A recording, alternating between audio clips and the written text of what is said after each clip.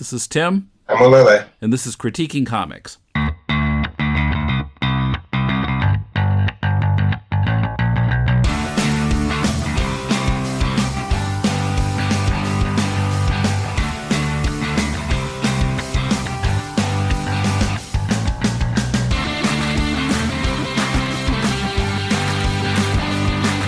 Welcome to Critiquing Comics. This is Tim with Mulele in Tokyo on Skype.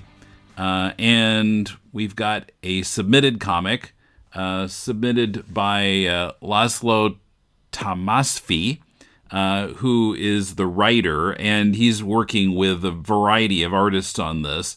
It's called Observatory at observatorycomics.com. And each comic is kind of a one-page... It's kind of like if the Twilight Zone were a one-page comic.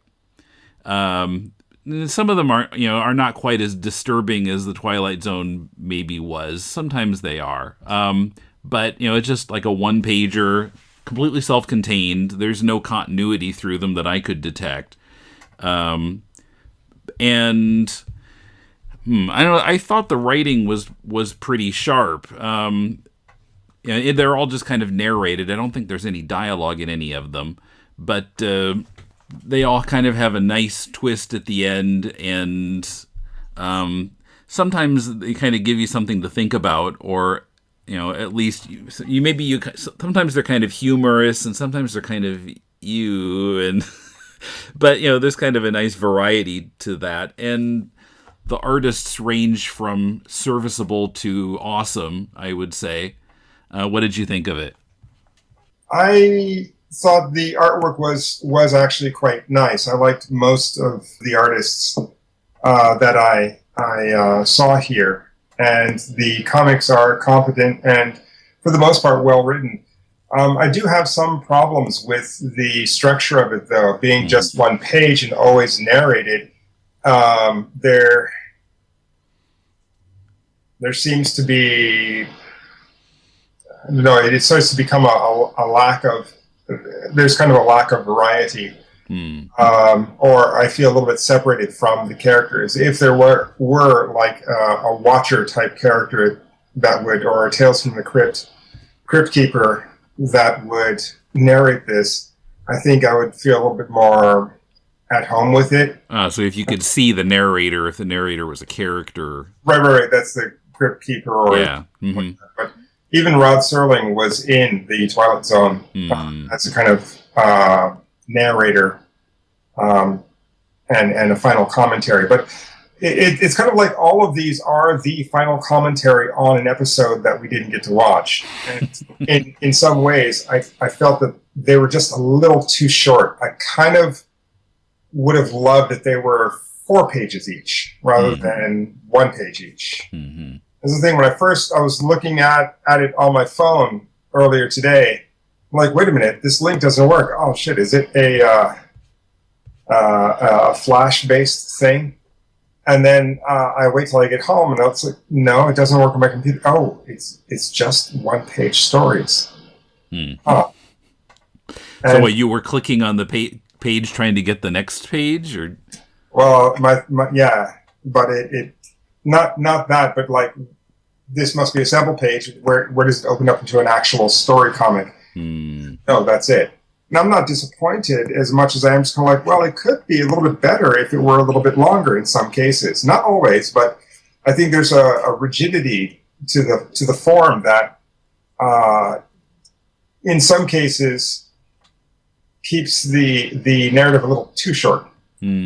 Yeah, I can see that. You could easily see how some of these could have been extended, stretched out. But there are a couple, I have to admit, where I felt a page was too long. Okay. Yeah. The one about the lighthouse. Oh, yeah. Let's see. What's the next page? I liked the art in that one. I like that particular artist. I think that's a computer-based art. I can't pronounce his name. Gurgile Leposa. Yeah, sure. I liked the art very much. I thought it was excellent. This is Steps you're talking about, right? Yeah, Steps. It kind of looks like Illustrator art, but it's well done and it's quite beautiful. Yeah, I don't know if that really needs to be a full page. I love his work even more on Remains. But Remains is kind of a story where I thought, that doesn't make sense. But I mean, the idea that, you're an archaeologist and you find a giant skeleton the size of the Grand Canyon. It must be God. Let's blow it up. Wait a minute, what? So it as a concept, it's curious, but there's nothing to suggest that it is or isn't God. It's just a very large skeleton. I mean, and the revelation that it is God is in fact the last narrative box in the comic, but that's where it just kind of fell down for me. Sorry to spoil, but I mean, it's just that this comic, this particular one, I love the idea of finding something that was it looks like it was almost in plain sight, and then realizing that this kind of resets the scale on what you thought the world was. I really like that idea. I really would like that to be kind of expanded. So it instead of because it as a one pager, it's a little bit of a disappointment when you realize, oh, he thinks that's God. That's why he blew it up, and that's the end. So it has implications of God is dead. God was just a giant. What we know about evolution is maybe not necessarily that, but yeah, 4 pages with a little bit more explanation, more of a tension or a sense of discovery. With you find this giant skeleton, and what was it? Giants walk among us, and no, this is God. Why? Because ABC, and then the realization that it must be true. Would have been, for me, a much, much stronger story. And so with this, being as short as it is, it just kind of like, yeah, okay, but that's a stretch. Yeah, I mean, I see your point. I guess I wasn't completely satisfied with this one either in terms of the story. Yeah, maybe they found the headstone. We don't see any headstone there, but they found a headstone that said God on it. So like, oh, okay. Yeah, exactly. So why did you feel that Steps didn't deserve to even be a page? Well, Steps is basically this man falling down the stairs. I don't know why he fell down the stairs. In a lighthouse. In a lighthouse, yeah. 219 steps, and he fell down 89 of the steps. Or 189. Sorry, 189, yeah. And I thought that was all right, but their narrative isn't straightforward. It's not linear. It's kind of loops around, and there are only 4 panels here. And so I suppose the narrative not being straight is kind of the point of the interesting point of this story, or at least one way to make it interesting. I just felt that the twist at the end, why he fell down the stairs, I don't know. The twist itself was kind of curious, but I think just the way the story is told, I just didn't think it needed to be as long and as wordy as it is. Well, the way I read it, and I think I might as well spoil it, or else it's kind of hard to talk about it. Right, okay. So it says that he fell down the stairs. His ankle caught in a railing, and it stopped him from falling all the way down. He fell because he saw something startling and was trying to run to tell his wife. In the last panel, we find out that what surprised him was it's Judgment Day, and you see apparently Jesus in the clouds, and a lot of people with wings around him. And then it says about the guy who fell down the stairs, still he was so caught off guard by his fall down the stairs that he couldn't help himself, and his last words were a painful gush of "God damn it." So I thought that was cute. Yeah. So I mean that's the kind of joke of the whole thing. Yeah, I didn't have a problem with it. Yeah, I just didn't think it. I don't know. Again, it could have been something where we're drawn out a little bit. I would have liked it a little bit more, but as it stands, like, okay, a page for this? No, it just seemed a little bit lacking. I mean, some of them did feel like one-liners, and some of them felt, like there wasn't enough space to tell the story, and so it gets a little bit confused. The one above that I thought was really a interesting idea. I'm not sure if I buy that people in the future would want VR for that, but it was an interesting thought. I don't know if I want to spoil it. People should look at it. I'm talking about the July 27th, 2016 installment. Yeah. But, okay, so the comic itself, as a whole, does seem to kind of borrow from Twilight Zone. And some of the ideas are interesting. Some of them I don't quite agree with. Maybe because my belief system is a little bit different from what he's writing about. But that stuff aside, it's an interesting experiment, an interesting series. Worth reading, worth checking out, maybe on a week-to-week basis.